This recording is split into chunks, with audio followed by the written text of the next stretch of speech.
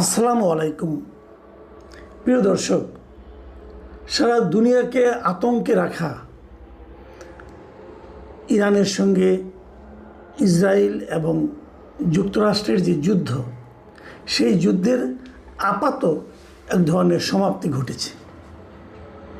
মানে তারা একটা যুদ্ধ বিরতিতে সম্মত হয়েছে এবং এই যুদ্ধে ট্রাম্প দাবি করেছে যে তাদের নাকি পূর্ণাঙ্গ বিজয় হয়েছে। ট্রাম্পের এ সমস্ত অসংলগ্ন কথাবার্তা সারা দুনিয়ার মানুষ শুনতে শুনতে এখন আসলে অনেকটা ক্লান্ত। 40 দিন ছিল এই যুদ্ধ এবং এই যুদ্ধকে সারা দুনিয়ার যত বিশেষজ্ঞ আছে, এক্সপার্ট আছেন যুক্তরাষ্ট্রে এবং যুক্তরাষ্ট্রের বাইরের, তারা সবাই বলেছেন এটা ছিল যুক্তরাষ্ট্রের জন্য একটা অপ্রয়োজনীয় এবং ক্ষতিকর সংঘাত। এটা তাদের বক্তব্য, এই এক্সপার্টদের বক্তব্য। যুক্তরাষ্ট্রের ভেতরেও বাইরেও যুক্তরাষ্ট্র এখানে বিলিয়ন বিলিয়ন ডলার ব্যয় করেছে। এ পর্যন্ত যতটুকু হিসাব পাওয়া গেছে 26 থেকে 30 বিলিয়ন ডলার যুক্তরাষ্ট্র এই যুদ্ধে ব্যয় করেছে প্রত্যক্ষ এবং পরোক্ষভাবে। এর বিপরীতে ইরানের কী পরিমাণ ক্ষেপণাস্ত্র, ইরানের তো ক্ষেপণাস্ত্র কিছু ছিল, তা তো যুক্তরাষ্ট্রকে এই ক্ষেপণাস্ত্রগুলি প্রতিরোধ করেছে। দেখা গেছে ইরানের যা ক্ষেপণাস্ত্র ছিল তার মাত্র 30 থেকে 40% ক্ষেপণাস্ত্র তারা ব্যবহার করেছে। তার মানে তারা 40 দিন যুদ্ধের পরেও তাদের অর্ধেক ক্ষেপণাস্ত্র শেষ হয় নাই। আর এর মধ্যে তারা নিজেরাও ক্ষেপণাস্ত্র প্রস্তুত করছিল, উৎপাদন করছিল। কাজে এই যুদ্ধ না থামালে যুক্তরাষ্ট্র যদি খুব একটা সুবিধা করতে পারত, তা কিন্তু নয়। অনেকেই বলছে যুক্তরাষ্ট্রের এত ব্যয় হলো কেন? এত ব্যয় হলো এই কারণে যে, মনে করেন একটা বলা হচ্ছে যে ইরানের যে ড্রোনগুলি ছিল, এটা তো ইরান নিজেরা বানিয়েছে, অত মূল্যবানও না, কিন্তু এই ড্রোনগুলোকে থামাতে যুক্তরাষ্ট্রের মহামূল্যবান একটা ক্ষেপণাস্ত্রকে ব্যবহার করতে হয়েছে। তো যে কারণে যুক্তরাষ্ট্রের ব্যয় হয়েছে অনেক অনেক বেশি। এবং সব মিলিয়ে অবস্থানটা হলো ট্রাম্পের একটা শোচনীয় পরাজয়। এটা ট্রাম্পের নিজের দেশ এবং ট্রাম্পের যারা নাকি মিত্রদের যারা আছে এবং বাইরের যাদের দেশ আছে, সারা বিশ্বের কাছে এটা এখন স্পষ্ট যে এই যুদ্ধে ট্রাম্প চূড়ান্তভাবে শোচনীয়ভাবে পরাজিত হয়েছে। এর মাধ্যমে ট্রাম্পের দেশে মানে যুক্তরাষ্ট্রে ট্রাম্পের জনপ্রিয়তা ধস নেমেছে, জ্বালানি তেলের দাম বেড়ে গেছে, জীবনযাত্রার ব্যয় বেড়ে গেছে এবং ট্রাম্পের সারা দেশে যে জনমত জরিপ করা যেটা হয়, মানে তার যে এইগুলি পোলিং যেগুলো হয়, সেখানে তাদের অ্যাপ্রুভাল রেটিংয়ে তাদের মানে ট্রাম্পের অনেক কমে গেছে। এখন বোধহয় সেটা 36% নেমে এসেছে। এবং একাধিক জরিপে দেখা গেছে, বিশেষ করে পিউ রিসার্চ সেন্টার নামে একটা প্রতিষ্ঠান আছে ওরা একটা জরিপ করে দেখিয়েছে যে এই যুদ্ধে যুক্তরাষ্ট্রের 61% মানুষ ট্রাম্পের ভূমিকা নিয়ে অসন্তুষ্ট ছিলেন। বিশেষ করে তরুণ ভোটার এবং স্বতন্ত্র ভোটাররা এই যুদ্ধের তীব্র বিরোধিতা করেছে। এখন প্রশ্ন হলো যে ট্রাম্পের এই অবস্থা কেন? ট্রাম্পের অনেকে বলছেন যে ট্রাম্পের মানসিক সমস্যা আছে। তার মানে একজন মনোবিজ্ঞানীর একটা বক্তব্য পড়লাম, তিনি বলেছেন যে ট্রাম্পের বাবার নাকি অ্যালঝাইমার রোগ ছিল, উনি নাকি ভুলে যেতেন কি হচ্ছে না হচ্ছে, এবং সেই রোগের অনেকটা প্রভাব তারা ট্রাম্পের মধ্যেও কিন্তু দেখতে পাচ্ছেন। এলোমেলো কথা, এবং ওনার একটা কথা যুদ্ধের একদম শেষ পর্যায়ে এসে উনি একটা মানে ভয়ঙ্কর কথা বলেছেন। ওনার ট্রুথ সোশ্যাল নামে ওনার নিজস্ব যে এটা আছে সোশ্যাল মিডিয়া, সেখানে উনি বলেছিলেন যে উনি নাকি আর তার যে একটা সে আলটিমেটাম দিয়েছিল, যে আলটিমেটাম না মানে তাহলে পুরো ইরানের সভ্যতাটাকে উনি ধ্বংস করে দেবেন। এখন একটা সভ্যতাকে আপনি ধ্বংস করবেন কিভাবে? তাহলে উনি আসলে পারমাণবিক বোমা নিক্ষেপের একটা হুমকি দিয়েছিলেন। এবং এই যে ট্রাম্পের বক্তব্য, এই কথাটাকে দেশের অভ্যন্তরে এবং বাইরে সবাই কিন্তু বলছেন যে এটা একটা গণহত্যামূলক এবং অসংলগ্ন আচরণ। এবং সে কারণে দেশের মধ্যে আমেরিকাতে এরই মধ্যে ট্রাম্পকে ইমপিচমেন্ট করার জন্য, অভিশংসন করার জন্য একটা দাবিও কিন্তু এর মধ্যে উঠেছে। এখন প্রশ্ন হচ্ছে, অনেকেই বলে যে এই যুদ্ধে আসলে ট্রাম্প পারল না কেন?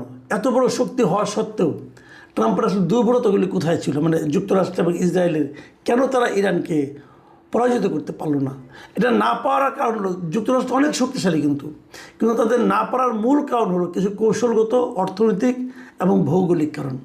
প্রথম যে কারণটা বলা হয়ে থাকে সেটা হলো যে ইরান প্রথমেই এই যুদ্ধের কয়েকদিনের মাথায় সে হরমুজ প্রণালী বন্ধ করে দিয়েছে। হরমুজ প্রণালী হলো সারা দুনিয়াতে তেল পরিবহনের একটা গুরুত্বপূর্ণ পথ, এবং এই হরমুজ প্রণালী বন্ধ করে দেওয়ার কারণে সারা দুনিয়া, এমনকি আমেরিকাতেও তেলের দাম হু হু করে বেড়ে গিয়েছিল। আমেরিকার এক গ্যালন তেলের দাম $7 পর্যন্ত উঠে গিয়েছিল।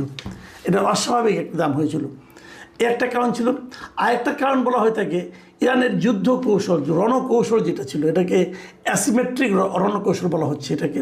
এবং ওরা কী কাজটা করেছে, তারা সরাসরি সম্মুখ যুদ্ধে না যেয়ে ইরান তাদের কিছু ড্রোন এবং নিখুঁত কিছু মিসাইল ব্যবহার করে যুক্তরাষ্ট্রের জন্য এই যুদ্ধটাকে অত্যন্ত ব্যয়বহুল করে দিয়েছে। এবং যুক্তরাষ্ট্র তার এক একটা দামি ইন্টারসেপ্টর মিসাইল দিয়ে ইরানের খুব সস্তা ড্রোনকে ধ্বংস করতে হয়েছিল, যে কারণে তারা একটা বড় ধরনের অর্থনৈতিক বোঝার মধ্যে পড়ে গেছে। এর বাইরে ইরান আরেকটা যুদ্ধ কৌশল অবলম্বন করেছিল, সেটা হলো তাদের যে প্রক্সি নেটওয়ার্ক আছে বিভিন্ন রকম, যেমন হিজবুল্লাহ, হুতি, এদের মাধ্যমেও এরাও এই যুদ্ধে নানাভাবে অংশ নিয়েছিল। এবং তারা মানে ধরেন এখান থেকে কোনাকুঞ্চি দেওয়া এই পথে, ওই সমুদ্র পথে তারা কিন্তু অ্যাটাক করা শুরু করেছিল। যে কারণে যুক্তরাষ্ট্রের যে অবস্থাটা হয়েছে, অনেক সময় এরকম হয় না, আপনি বিশাল একটা মিসাইল নিয়ে গেলেন, মিসাইল নিয়ে যে আপনার উপর মনে করেন মৌমাছি লেলিয়ে দেওয়া হলো। এখন এই মৌমাছির কি আপনি কি মিসাইল দিয়ে মারতে পারবেন? অনেকটা ঘটনা ঘটেছে এরকম।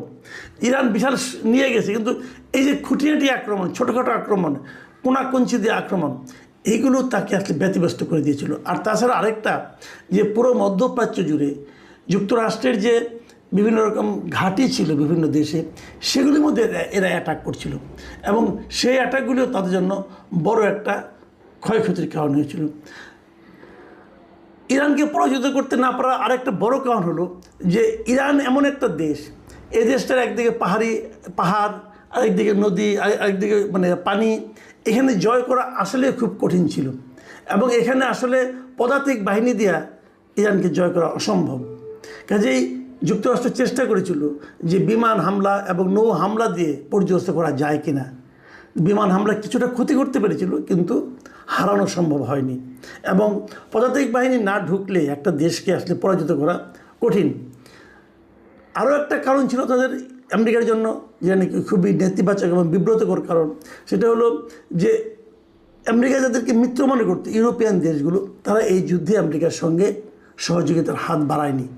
তাদের বক্তব্য ছিল, আপনি তো নেটোর সঙ্গে আলাপ করে যুদ্ধ শুরু করেননি, যুদ্ধ উনি শুরু করেছিলেন একা একা। যে কারণে এবং যুদ্ধের পরপরই এই ইউরোপিয়ান দেশগুলোতে কিন্তু তেলের দাম অনেক বেড়ে গিয়েছিল, যে কারণে ইউরোপিয়ান দেশগুলো নিজের দেশের সমস্যাকে রেখে যুক্তরাষ্ট্রের সঙ্গে যুদ্ধে সেনাবাহিনী পাঠাতে রাজি হয়নি।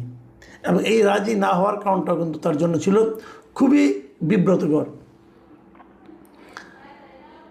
আর সবচেয়ে যেটা বড় কারণ ছিল যে যুক্তরাষ্ট্রের অভ্যন্তরে, মানে যুক্তরাষ্ট্রের মধ্যে সে রাজনৈতিকভাবে এই যুদ্ধকে নিয়ে বড় একটা চাপের মধ্যে পড়ে গিয়েছিল। সামনে কিন্তু তাদের একটা নির্বাচন আছে, এবং সেই নির্বাচনে যুক্তরাষ্ট্রের রিপাবলিকান পার্টি, মানে যে পার্টির প্রেসিডেন্ট হিসেবে ট্রাম্প আছেন, সেই পার্টির সামনে একটা বড় পরাজয় সবাই দেখতে পাচ্ছে এই যুদ্ধকে কেন্দ্র করে।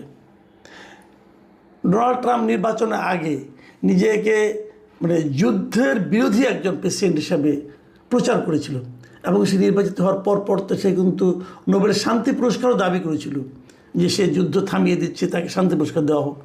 তো এরকম একটা লোক যখন নিজেই একটা যুক্তরাষ্ট্রের জন্য সবচেয়ে অপমানকর যুদ্ধে জড়িয়ে গেল, এবং সে কারণে তার দলের যে একটা সমর্থন ছিল মানুষের মধ্যে, সেটাও কিন্তু কমে গেছে। এবং সবচেয়ে যে ক্ষতিটা হয়েছে যুক্তরাষ্ট্রের, তারা যে উদ্দেশ্য নিয়ে গিয়েছিল যে ইরানের পরমাণু কর্মসূচিকে চিরদিনের জন্য বন্ধ করবে, ইরানকে প্রধানত করবে, ইরানের নিজেদের শাসন বসাবে, তার কোনোটাই অর্জন হয়নি। বরঞ্চ হরমুজ প্রণালীতে এখন ইরান বলছে এখানে তারা টোল বসাবে, এবং যদি তার টোলটা বসাতে পারে, এখান থেকে যত জাহাজ যাবে সে টোল নেবে এবং খুব দ্রুতই তাদের যে অর্থনৈতিক ক্ষয়ক্ষতি হয়েছে এই টোল দিয়েই তাতে সেটাকে মানে আপনার কভার করতে পারবে। আর যুক্তরাষ্ট্রের অবস্থা, তারা এরই মধ্যে তাদের সামরিক ব্যয় প্রায় 1.3 ট্রিলিয়নের মতো তারা করার জন্য আগামী বাজেটে প্রস্তাব দিয়েছে, যা নাকি সারা মানে যুক্তরাষ্ট্র জুড়ে একটা ব্যাপক আতঙ্কের তৈরি করেছে। কারণ এত টাকা যদি সামরিক ব্যয়কে দিতে হয়, ব্যয় করতে হয়, তাহলে কিন্তু অন্যান্য প্রয়োজনীয় খাত, শিক্ষা, স্বাস্থ্য, ওই সমস্ত খাতে কিন্তু বরাদ্দ আরও অনেক কমে যাবে। প্রিয় দর্শক, আমরা সবাই জানি যে অনেক শক্তিশালী দেশ আমেরিকা, যুক্তরাষ্ট্র সারা দুনিয়াতে সবচেয়ে শক্তিশালী দেশ। কিন্তু এই শক্তিশালী দেশটি আরও একটি শক্তিশালী দেশ ইসরায়েল, তাদেরকে সঙ্গে নিয়েও তুলনামূলকভাবে অনেক কম সামরিক শক্তির দেশ ইরানকে কিন্তু তারা পরাজিত করতে ব্যর্থ হয়েছে। মূল কারণ, তারা একটা ইরানের উপর অন্যায় যুদ্ধ চাপিয়ে দিয়েছিল এবং এই অন্যায় যুদ্ধ চাপিয়ে দেওয়ার কারণে এত শক্তি নিয়েও তারা কিন্তু এই যুদ্ধে বিজয়ী হতে পারেনি।